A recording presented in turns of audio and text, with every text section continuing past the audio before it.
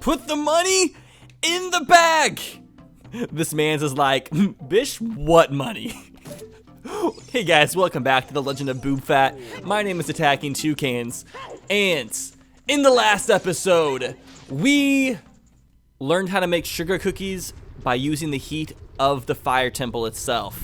Didn't even need an oven. We literally just put the sugar cookies on the floor of the fire temple and they cooked perfectly. It was magical. I'm never using a stove again in my whole entire life. There is absolutely no need. And also, I think we found Saria's song, right? So we should be able to go to the forest temple. Dude, let me freaking hit you! Now I was laughing at my failures. I don't blame her. All right, what do you got, lettuce heads? First one, the Deku seeds. I love my seeds. My last name is Seed or Wall, so you know I'm a big seed advocate.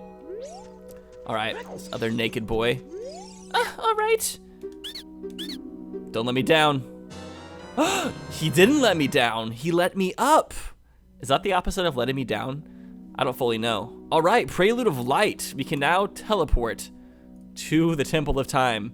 That's gonna come in handy so much as young Link. I was so tired of having to run to the Temple of Time every single time I needed to turn into an adult. And what you got, bud? Oh my God, what I've always wanted. I thought I was gonna have to wait till Christmas, but he pulled through. Okay, cool. All right, so let's go ahead and head to the Lost Woods and enter the first temple. It's 2019. Things are different than what you guys remember whenever you were a kid. All right, taking a quick stop to kill this dude on the Death Mountain path. One hit with the big Goron sword feels good. Nice, heart container. Also, I'm so sorry for calling it the double defense, double damage. I don't know why I always do that. I think it's just because you can take twice as much damage. Like that's the way my brain processes it. So like the first thing I say is double damage, although it's called double defense. All right, second stop. Came back through Dodongo's cavern so we could collect the insides of this gold scratchy boy. We came back here and killed him once to see what was inside, and I'm pretty sure it's a recovery heart. But we had to come back with the hook shot so we could actually collect it. So he will officially be dead, because unless you take the inside of the gold scratchy boy, they don't officially die. You have to steal their soul. It's pretty dark stuff. I'm pretty sure we have now completed the Dong Dong Cavern. Yes, we have. All right, this is the last time we'll be visiting this place. So everybody, say your goodbyes. Bye. Bye. Bye. Bye. Bye. Oh my God, it's my roommate, Fearsome Fire. They look exactly alike, and they also stand the same. What a coincidence. All right, Mido, what are you? Though you wear Kokiri-ish clothing, you can't fool me. I promised Saria I would never let anybody go through here. Fortunately for me, I have Saria's song, which is kind of weird because it's playing in the background of the woods we're in. And he's like super impressed. He's like, oh my God, you know Saria's song? I can let you through, I can trust you. But like, isn't it playing in the background?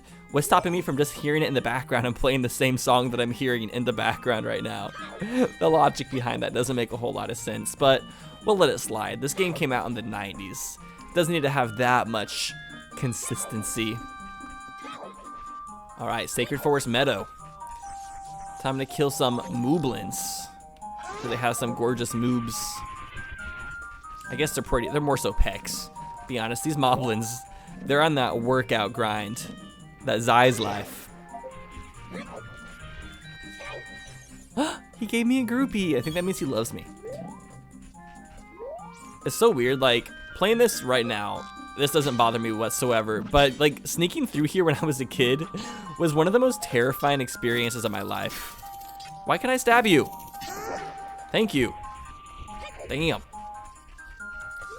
There's a kind of viz now that I think about it. Oh my God. All right, I'm just gonna make a cut there. I spent way too long dealing with those moblins and it was kind of embarrassing, so I'm not even gonna show you that footage. There's one scratchy boy up here in the Sacred Forest Meadow. Be cool if they programmed the tokens to tell you like a random joke every single time you got one. So like whenever you're playing a randomizer, so whenever you get a token, there's like something to look forward to, like something funny. Like I just thought of one. What's a moblin's favorite thing to do when they're bored? Go clubbing. All right, we have made it. All right, what is she gonna give us? A piece of her mind. No, that's a piece of her heart. Never mind. Get it? Never mind. Ha ha ha ha ha. Okay, somebody broke the staircase, so we got a hook shot up here. Whoa. So weird how if you like jump through an entrance, you always fall through the ground. So interesting. I'm sorry. I'm sorry, Baltos. This has some of the best temple music out of any Zelda game ever. I just love the ambience of this whole entire place.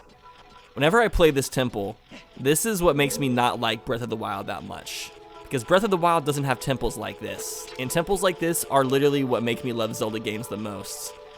But it definitely seems like Breath of the Wild. Oh, dang it, don't. That was dumb.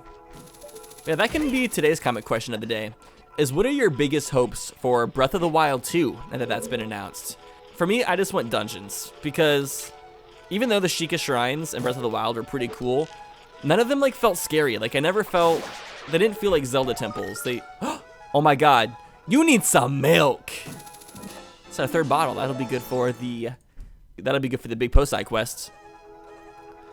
But yeah, just like smaller dungeons that are like scary, that have like enemies in them. Like I'm gonna go like inside like a tomb in the middle of a desert and be greeted by a bunch of like levers and redeads and all that kind of stuff. And they just don't have anything like that in Breath of the Wild. It's like all the temples don't have the temple vibe that every other Zelda game has.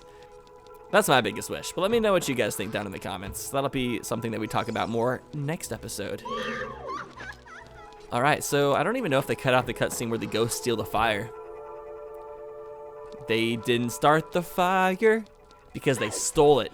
Those asshats. So we have 4 keys for the Forest Temple. Let's see how many we can get total. So we're only missing 1 key. We can potentially find that in here, but the chances of that happening are pretty slim jimmy. Let's pop the bubble. Bro, these guys can be so annoying. Stop. At least they're not like the Majora's Mask bubbles where if they touch you, you can't use your sword. Those literally piss me off so bad. They can be so annoying. All right, Stalfos room. Wake up. Take this. Take that. Take this. Take that. They're like, what is this? What is that? What are you talking about? Stop using such vague words. Use more proper pronouns, please. I don't know what you're trying to give me. I'm trying to give you this. And a little bit of that. Oh, hit his butt. Oh. I could be using Deku Nuts right now to stun him. But I love inefficiently fighting enemies because it makes you guys so mad sometimes. Like how bad I am at fighting in this game sometimes like ticks people off in the comments so bad. And my only response to that is, hoes mad, hoes mad, hoes mad, hoes mad, hoes mad, hoes mad. Okay, 68. Also, the comments told me that we don't have like the exact number of Deku Nuts marked. Yeah, we do. We have 30 Deku Nuts and it says 30 Deku Nuts. So there's so many comments that like give me misinformation sometimes. There'll be so many comments where it's like, when are you going to do this task?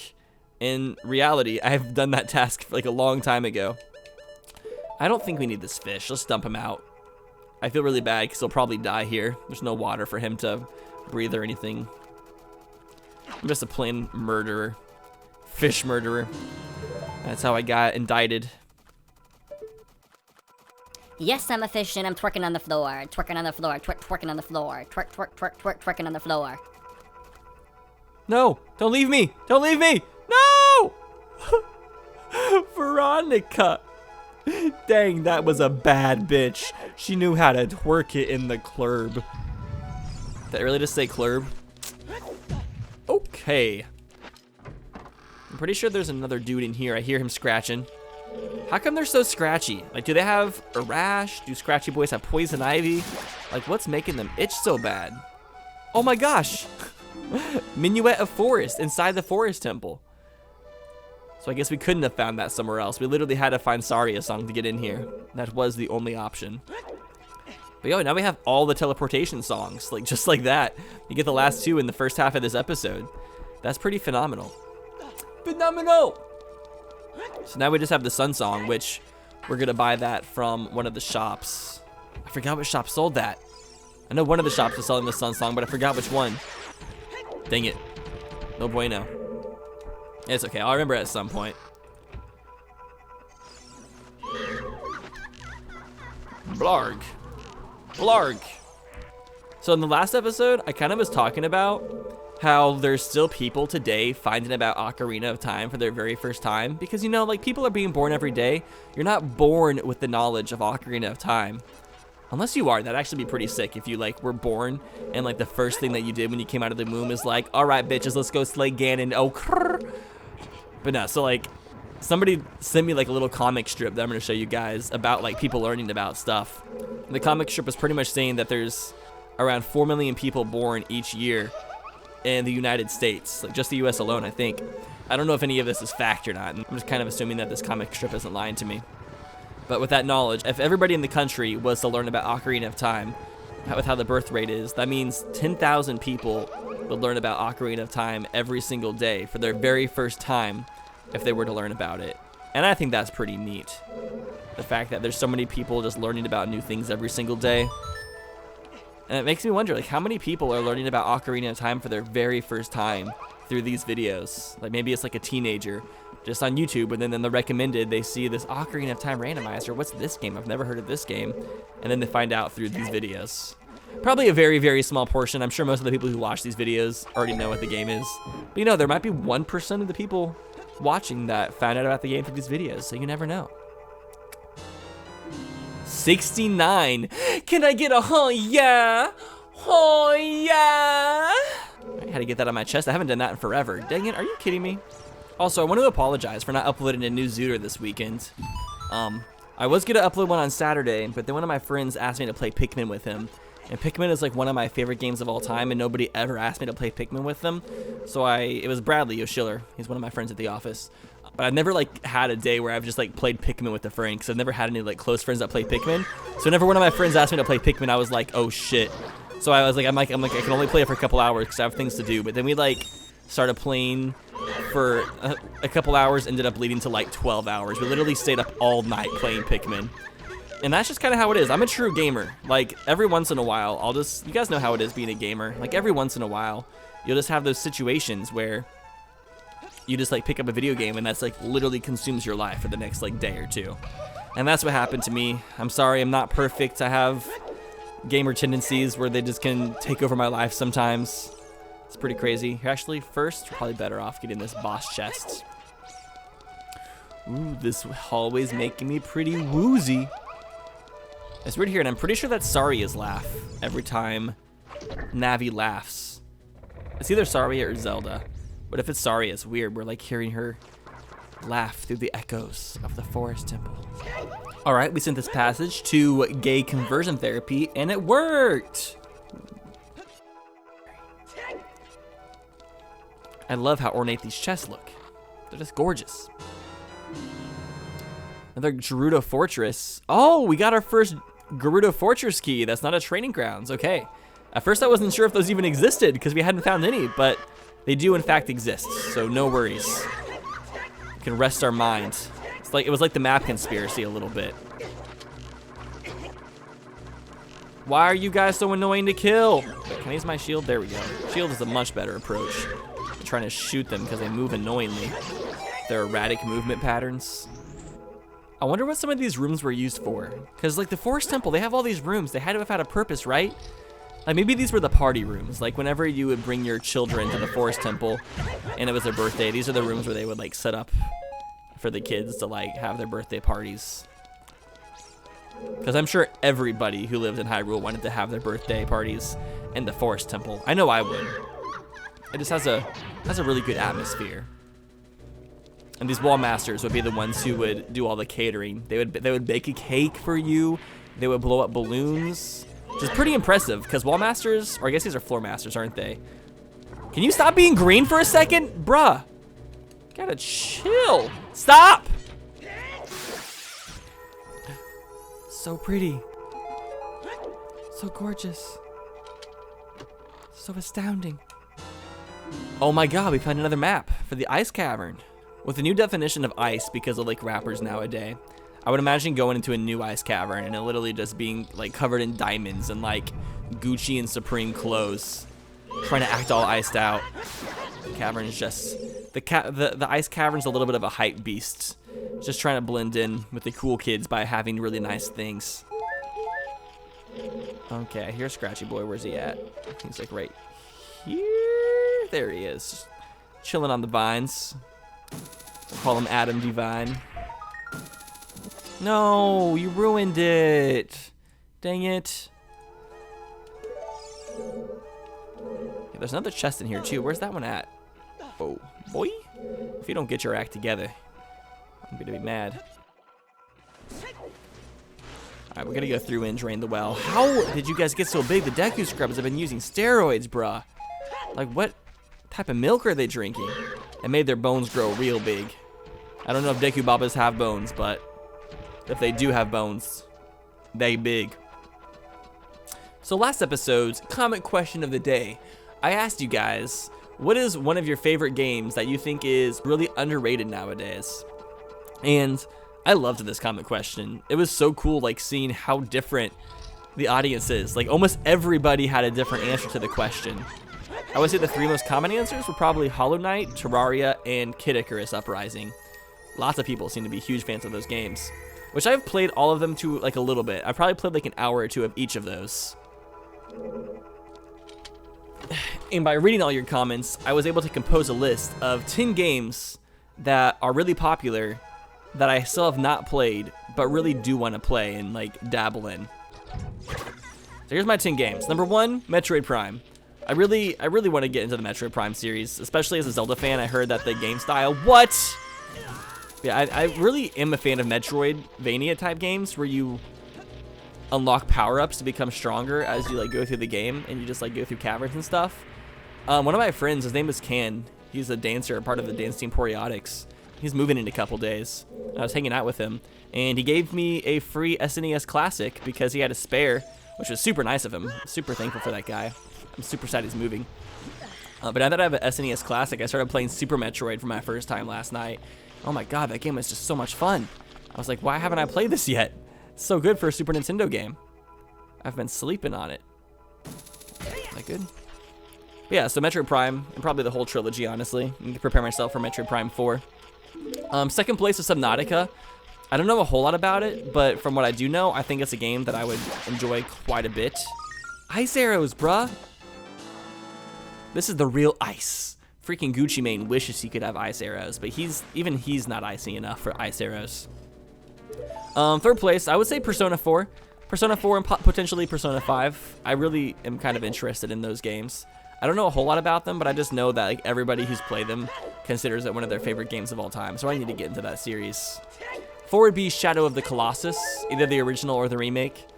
It kind of reminds me of Zelda boss fights, and anything that reminds me of Zelda, I'm honestly kind of all in for. Which I know there's, like, some Zelda, like, spin-off games like Oceanhorn and stuff that I really need to try out as well. 5th place would be Psychonauts, which they just announced the sequel to that at E3. So I should probably play the original game and give that game a try because I heard it's one of the best platforming games that came out in the GameCube era. And I just never gave it a shot, but I love GameCube era platforming games. In 6th place would be Far Cry 4. I loved Far Cry 3, one of my favorite games of all time, actually. It's really, really fun. I, like, no life to that game for a few months back in, like, 2012, I think. And Far Cry 4, and honestly all the Far Cry games, like, I just want to get more into the Far Cry series. Whoa, this is awkward. I'm sorry, Song of Time block. That was pretty intrusive of me. Rather rude. In 7th place, we have Mother 3.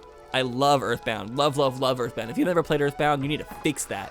Mother 3, it was never released in America, so I'd have to play, like, a fan-made port. It's like an RPG game, but there's rhythm-based elements. And I personally love rhythm-based games. Like, I love Guitar Hero, I love Dance Dance Revolution, I love Beat Saber, all that stuff. So Mother 3 definitely seems interesting, and I heard the story is awesome. PK Fire! 8th place, Fire Emblem games. I don't have a specific Fire Emblem game. I've played quite a bit of Path of Radiance, and I've even considered doing a Let's Play of Path of Radiance for the GameCube because I think that's one of the best games I've ever played. But I want to play more of the Fire Emblem games. Like, those games, I feel like I just have been sleeping on them a bit. I need to give them a better chance because that series just seems to be growing exponentially. And with Fire Emblem Three Houses coming out on the Switch. Maybe that's the one I should play first, since it's like the most relevant. And I never like play games that are relevant. I'm always like playing the older games, and I'm like, I'll come back to the series once I've like caught up on all the games. Maybe I shouldn't do that. That's probably not a good idea, because then I'm missing out on all the relevant games. And then by the time I play the games that are relevant, right now, like, they're irrelevant, and people don't care anymore when I'm caring about them. It's so sad. Fortunately, I have a YouTube channel, though, where I can talk about the games and force people to listen to my opinions about games that I'm playing 10 years after the fact. 9th place, we have Pokemon Black and White. I heard that Pokemon game has one of the best stories out of all the Pokemon games. And I've only ever played the first 2 generations of Pokemon. So I really want to like get caught up on that franchise as well, because I love Pokemon games. I just haven't ever really played much, because I think we mentioned this in the earlier episode, but I just wasn't allowed to play Pokemon as a kid. This wasn't a thing my parents allowed in the household, unfortunately. 10th place would probably be a Metal Gear Solid game.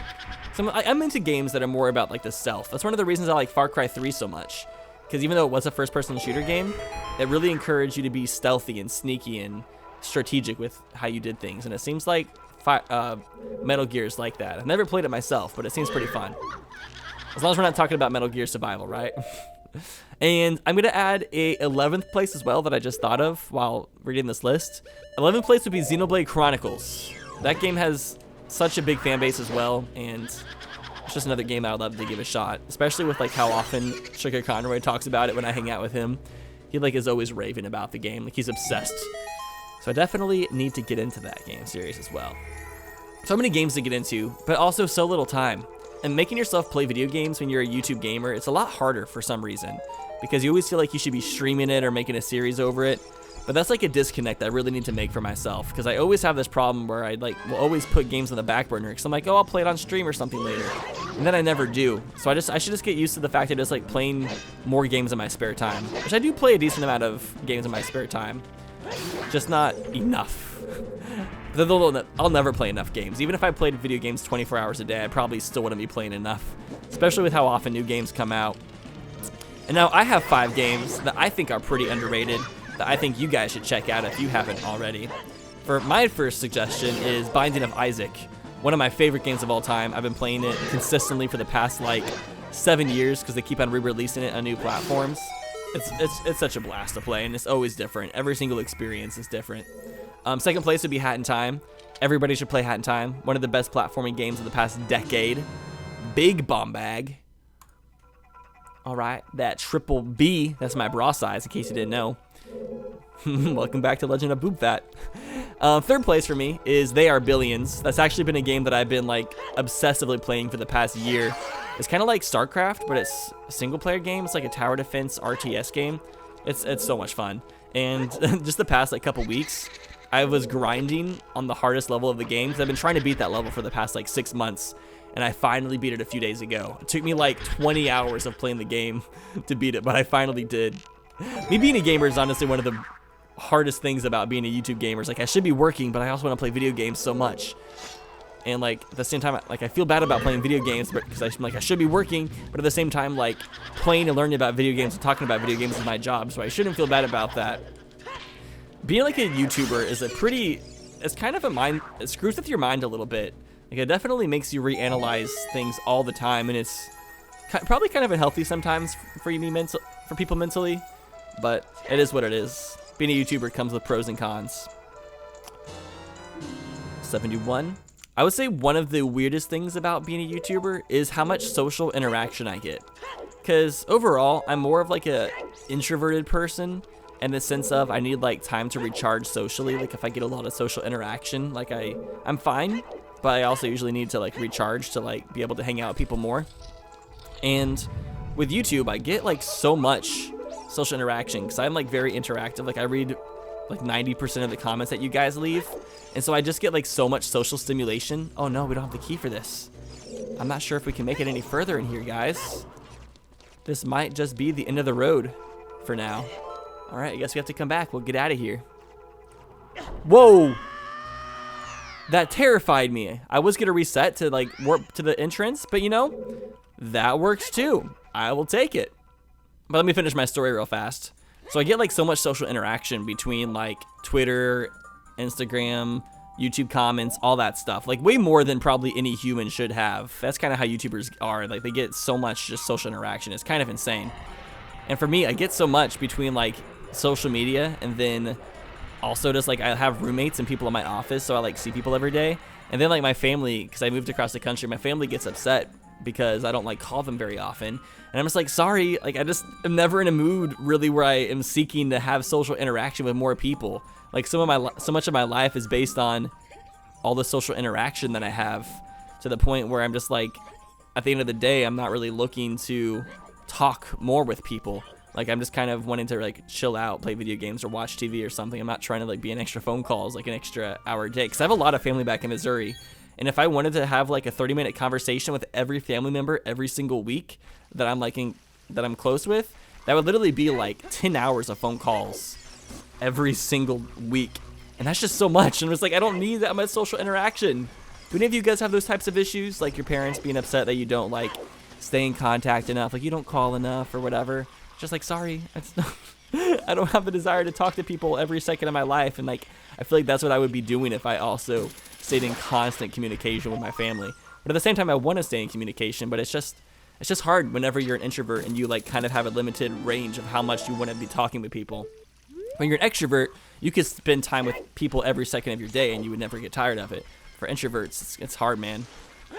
Sorry, that was kind of a rant. It's kind of something I've been like experiencing recently, and it's been kind of weird, you know. All right, to end off the video, let's do a little bit of Scratchy Boy hunting now that we have the boomerang. Young Link is ready to dish out his revenge on all these mofos. Let's pull it out. Sokka style. So one of my roommates that I mentioned earlier, his name is Fearsome Fire. And we like to tease him a lot because he's the youngest roommate. Because the rest of us are 24 and 25, and he's 19. And one of the nicknames we have for him is Fearsome Foursome for some reason. Fearsome Fire. I don't know. We're just weird. And we were watching Avatar: The Last Airbender together, season 2. And there was a moment where Sokka was trying to think of a nickname for their squad. And he was like, the Boomerang Gang? I was like, no. He said, Fearsome Foursome. And when he said that, we all like freaking lost our shit. We were like, oh my god, Sokka thought of the nickname 10 years ago before we did. He's in the forefront of innovation. Oh, it's another map. The Dongo's Cavern. Wait, what did we get from the other sculpture though? Was it a... Oh gosh, I don't even remember. Oh well, I guess I'll have to mark it on the tracker when I'm going through in post. Two. What is a nocturne? I've never heard of that word before. I've probably looked it up before and forgot because that happens way too often. But yeah, I'm sure it's some sort of musical composition, but I've never heard of that one. Maybe I should look at Wikipedia. See, that's like the pro side of being like a co-op gaming channel like Game Grumps, is if you're like ever wondering what something means, the other person can literally just like pull up Google and look for you while you're playing the game. But I don't have that luxury. I guess I could like pause the game and go back and check, but not worth it. All right, now we can go get that last chest in the water temple. My god, look at Link's face right here when I unpause. He looks so snobbish. How come my meat is cooked medium rare when I asked for medium rare? Okay, let's see what this next song sounds like. I'm not sure how I feel about Skullsanity. What is your guys' opinion on it? Do you guys think it makes watching these randomizers more enjoyable, like having the song notes randomized? 'Cause for me, I feel like it's like one of those things that doesn't really add much.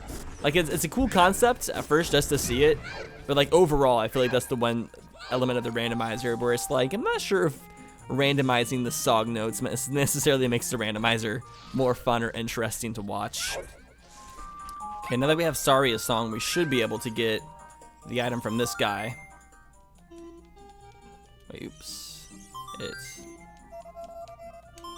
like a house. It looks like a car, kind of, doesn't it? Sorry a Song. Vroom. You know, Sorry a Song. We should be friends. Here, take this. It's playing in the background. Everybody who comes to the woods should know it. Oh, he gave us a nut. Ew, I don't want the Skull Kid's nut. Gross. Ugh. All right, and time for the last item of the day, which we're gonna end off on a really upbeat note. By far the best sequence of events in this whole entire game. No, I don't want to talk to Saria. No, I don't want to talk to you. Why did that not work? Let's try that again. I don't think I was close enough. Dance for me, you gorgeous specimen. Hey, what a nice tune. Oh no, they cut out the whole dancing segment. That's so sad. Yeah, he does the whole entire like spiel. We need to save up to buy the Sun Song and all the Skullsanity tokens anyways that are in the shop since we're going for 100%. Anyways, with that, I'm going to call this the end of the episode, which is a weird way to like end the episode, right? I'm gonna call this the end of the episode. Why do I even say that? What does that even mean? Thank you all so much for watching. If you enjoyed the video, hit that thumbs up button. That really means a lot to me. And I will see you guys in the next episode.